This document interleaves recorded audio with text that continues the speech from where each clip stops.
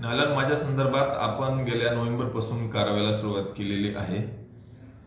11 तारखेपर्यंत आपल्याकडे एकूण 26 गुन्हे दाखल होते, त्यामध्ये जवळपास 29 आरोपी होते।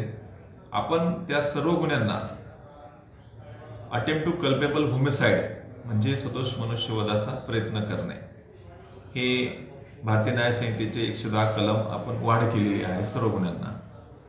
त्यातील आपण एकूण 7 आरोपी अटकही केलेले आहेत, त्यांना मान्य कोर्टाने MCR केलेला आहे।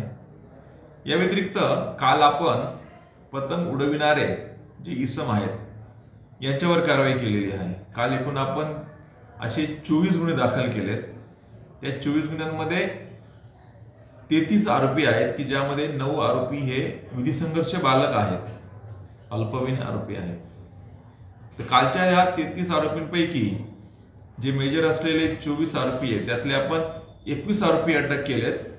त्या 21 आरोपींपैकी जवळपास 8 आरोपींना माननीय न्यायालयाने 2 दिवसाचा PCR दिलेला आहे आणि इतर जे 13 आरोपी आहेत हे MCR झालेले आहेत।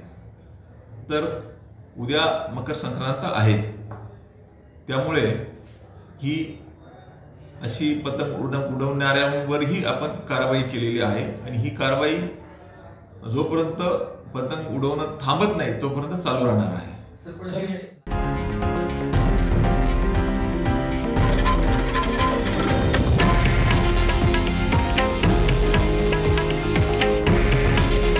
हे आहे देशातील नंबर 1 न्यूज नेटवर्क आणि आपण पाहत आहात TV9 मराठी। काळजी तुमची, हित महाराष्ट्राचं।